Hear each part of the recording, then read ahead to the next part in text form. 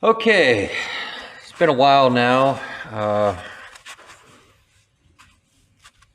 Been quite a journey to get this battery. The new battery is here. I don't believe it's technically new. It looks like they sent me a battery that may have already been in a scooter, but I don't really care. They didn't charge me for it. It was quite a battle to get it. If you've watched the other videos that I've posted, and there will be links in the description to those, you can kind of get an idea of the journey here. So this is the battery that was in my scooter. Now it's just an empty box.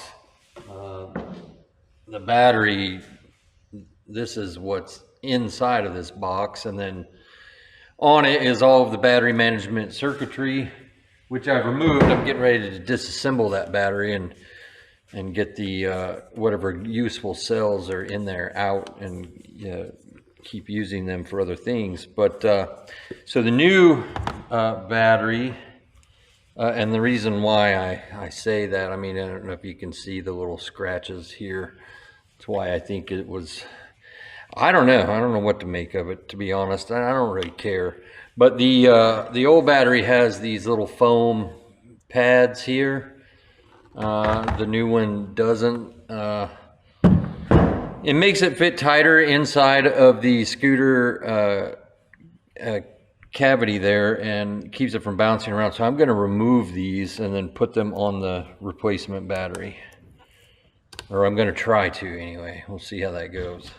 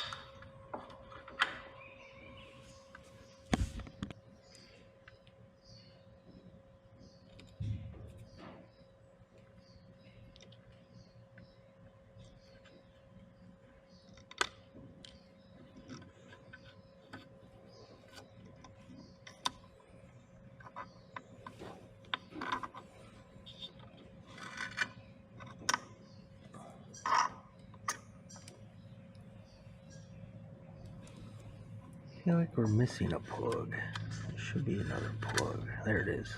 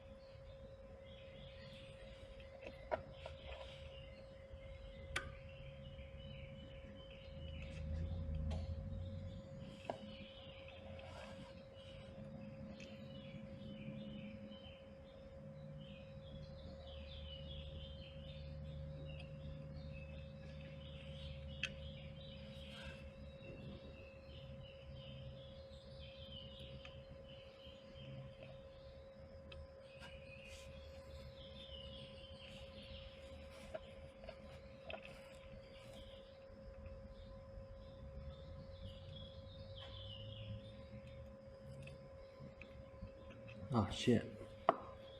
It broke. It was already cracked, but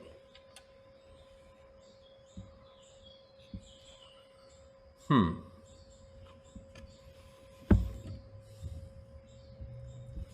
gotta figure that out.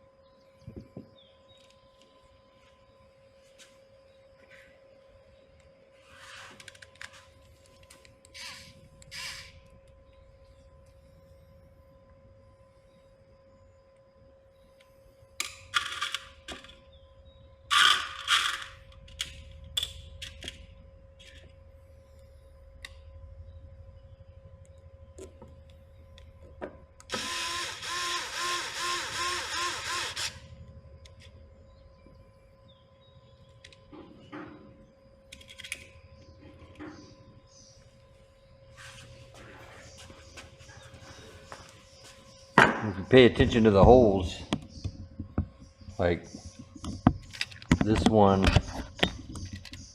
here has a conical shape. That's just a flat. So, just in case you weren't paying attention or you forgot,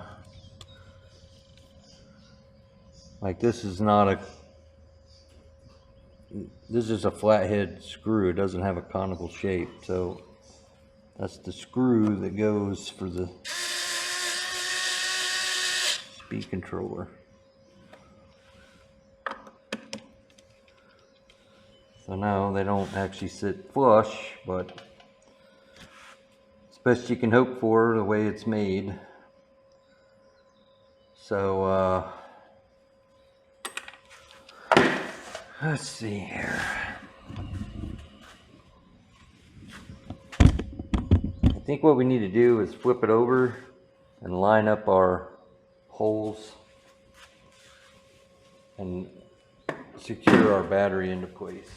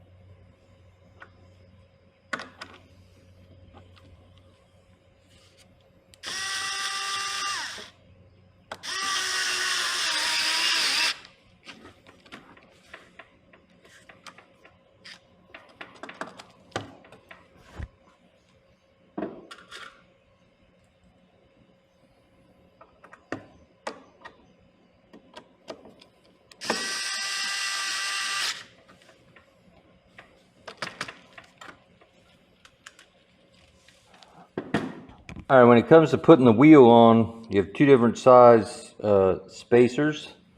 The long one, well, we'll just say this. The short one goes on the same side as the disc, and the long one goes on the other side.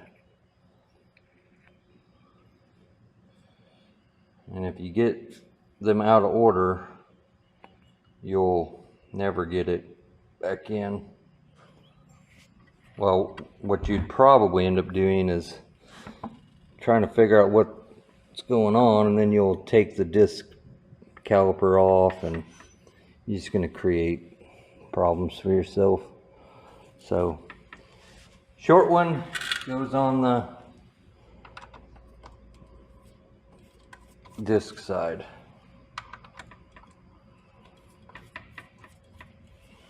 These are 10 millimeters.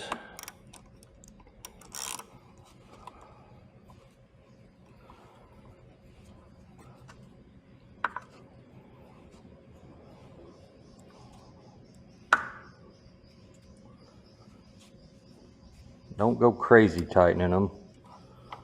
Just get them snug and then add a little.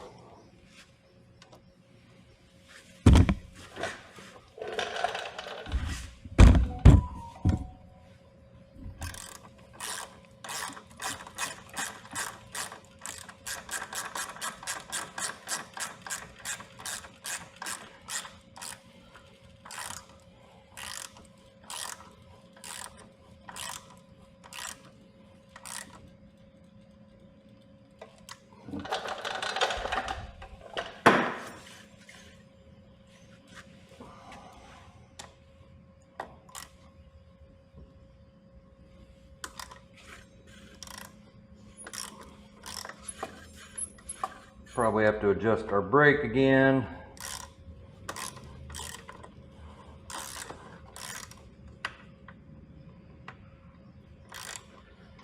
But the purpose of the spacers is so that you can't tighten it so tight that it pulls these hangers in the back of the frame and folds them in.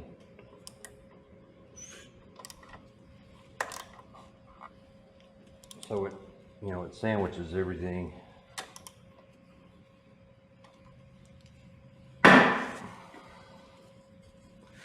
Then we put our covers on.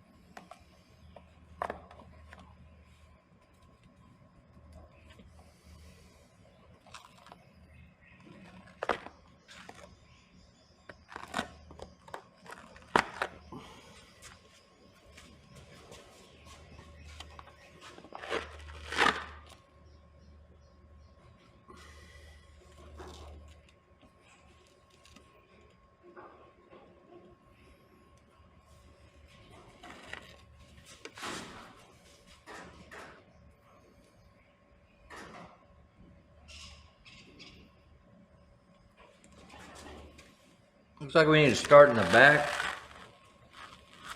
because of the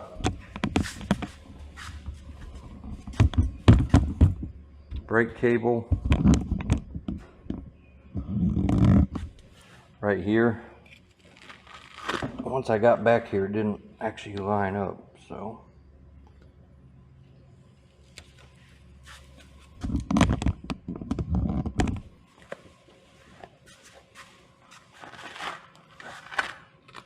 I knew this would be frustrating, but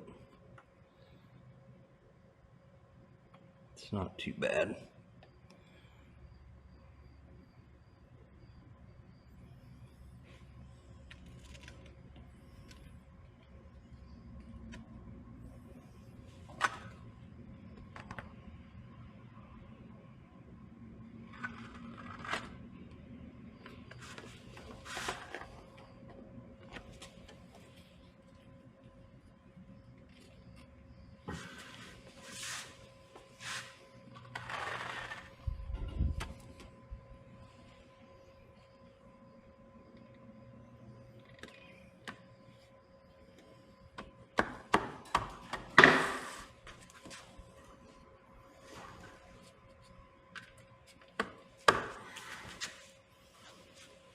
All right, moment of truth. We're gonna plug it in. All right, it's charging.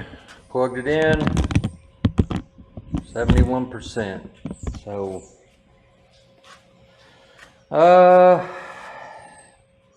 let's take it for a spin.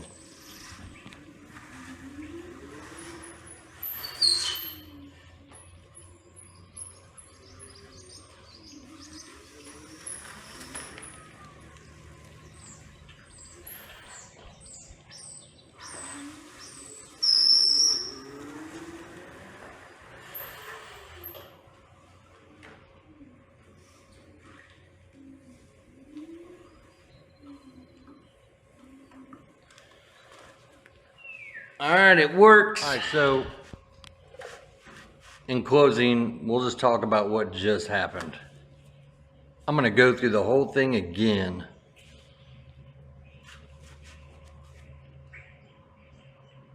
I was riding it one day, it shut off at 38%. I had to walk. I wasn't happy. I plugged it in when I got home, it charged up to 94% and stopped.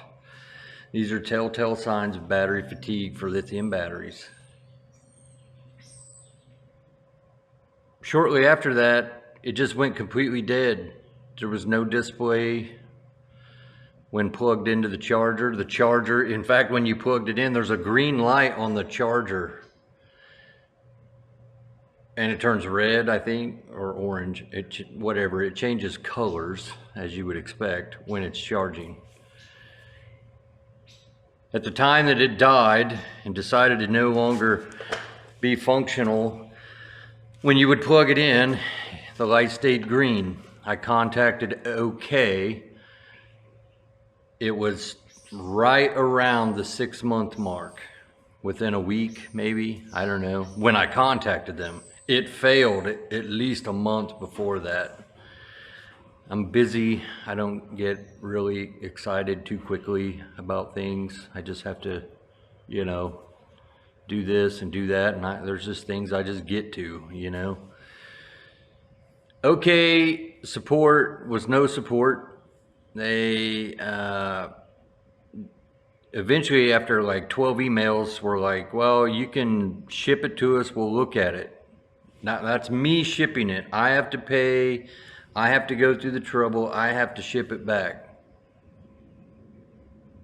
Well, I wasn't going to do that. It's too much trouble. I live out in the country. I don't have time for it. I didn't get a feeling that they were really going to be any help.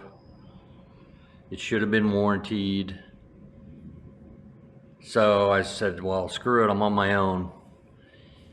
So I took the battery apart. I took the battery out. I took it apart, thinking well, exploring the idea of like, can I buy replacement cells? Can I reuse the battery tray that is building this particular battery? Well, I quickly learned that was not going to be an option. It is actually a very well built battery. The battery is in this box, and you take the screws out and you can pull the battery out, and then the battery is actually encased in rubber. It was liquid. They poured it in there, and then it vulcanized, and now it's rubber. Buried in all that rubber is a bunch of sophisticated circuitry, which is the battery management system for the battery. Lithium batteries can be very dangerous. They have to be kept under control. You know, they can't get overheated. There's just pretty much every scenario with a lithium battery. You know, thermal runaway is an option. You can't discharge them below 20%. So whenever your phone tells you you're at 0% and it shuts off, well, there's 20% left in the battery. That's to keep it from catching on fire. So you've hit the threshold of no longer usable without danger. So all of that protection and management is built into here.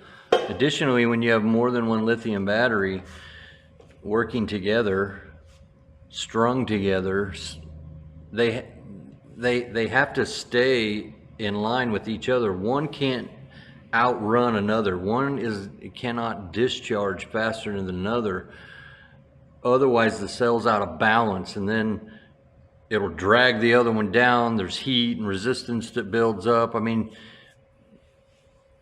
again, your batteries will go to crap, and once again, a scenario left unchecked can set you up for having thermal runaway and a fire in certain circumstances. So that battery management system is built onto the battery, and it's all encased in here. And so there's no way I could rebuild it. I couldn't disassemble it. It's without damaging it beyond reusableness. The circuitry was destroyed. I reach out to Okai. I'm like, hey, I need to buy a battery. I mean, I didn't want to buy a battery, but I paid $900 for this thing and I wanted it to work. I figured it'd be 300 bucks, which was disappointing, but I was going to pay it. They got back to me, it was 475 bucks. So to me, that's 500 bucks. I'm not paying 500 bucks for a battery that should have been warranted and might fail again in just a few months. Wasn't even 100 miles on this thing. It was 91 kilometers, whatever that is. Also, at the time, Best Buy had this exact scooter on sale for 680 bucks or 689. So for basically $200 more, I could have went and just bought a whole new scooter, which I wouldn't do because I'm mad at this particular brand and I'm not going to support them anymore. I'm not going to go spend another $680 because the $900 I spent the first time decided to crap out and I got no support. So I made a YouTube video, and the link to that video will be in the description. And I made a YouTube video and I posted it saying that Okai is not okay. There are problems here. I sent the link to that video to Okai because it made me happy. I spent 900 bucks on the scooter that shouldn't have failed. I got no support. I wanted to get something for my 900 bucks. That's what I got. Miraculously, a guy sent me an email saying he was very apologetic for the experience I had. He reviewed my ticket and all my stuff and exchanges and communications and determined that, yeah, we definitely dropped the ball. We should have warranted that. We should have sent you a label and made this right. And I wasn't here. I'm recovering from an accident, and in my absence, the prisoners were not behaving properly, and you know, et cetera, et cetera. So make up your own mind. So he asked me if I could reassemble the battery and send it all back to him and he would warranty it. Well, the answer to that is no, I cannot. I've already disassembled it, discarded the pieces. I can't even put them in a box. They're not here anymore. So, that's true. I didn't lie. I threw them in the trash. And then my trash was full. I threw it in the buggy and took it up to the trash cans and ended up at the road and it's gone. So, you know, I could appreciate that he was trying to work with me there, but no, there was nothing I could do to accommodate any of his requests. It wasn't that I was being obtuse. I just didn't have the parts. He wanted it reassembled, and I think so that it kind of looked like, you know, it was a bad battery, and he could on his end just, you know, find that gray area where he could help me out. I think that's what was happening, and I appreciate that, but it didn't work out. We had a few more exchanges, and he assured me that the video that I made had nothing to do with, you know, his willingness to help me out. And he told me, you know, don't take the video down, just leave it up. You know, we need to get our shit together, basically, and that's just part of the process. So that's how it went. So then he said, I'm sending you a battery, free of charge. Let me know how it goes. Well, you saw how it went. Just got it all back together.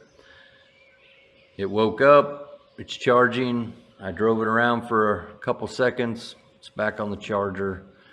Problem solved. So, I don't know. It's disappointing. I know that this shit happens. I've got a generator sitting over here right now. That's another video that's coming. It's brand new. It's a Duramax. I just unboxed it. Put the wheels on it, wheeled it out there.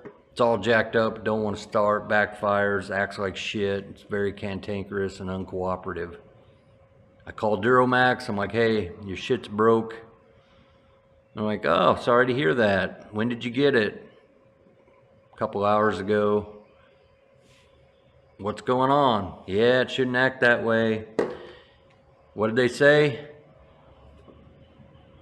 What do you want us to do? You want us to come and get it? Send you a new one? We can send you a new carburetor if you want to install it. I mean, I had whatever option I wanted. They'd give me my money back if I wanted. There's no runaround, total support. So I opted for the carburetor. I'm waiting on it. That's easier to me. The thing weighs almost 300 pounds. Shipping it back is more frustrating than just changing the carburetor. So I'm just going to change it out and we'll see how it goes. If that doesn't work, we'll send it back. But anyway, we made it to the end of the road here on this scooter thing. Looks like it's back to life. Who knows for how long? You know, hope for the best here. Hopefully that was just a one-off. We're not going to have this problem again in a few months. So you're just going to have to make up your own mind about what to do here. I mean, I have received a lot of emails from various people asking me how to fix this and how to fix that. So I know that they have problems, but I don't think that's a real world sampling of how reliable they are. I mean, I have videos on YouTube and people with issues are looking desperate and they find their way there and then they send me an email. Well, that doesn't tell you how many people are desperate.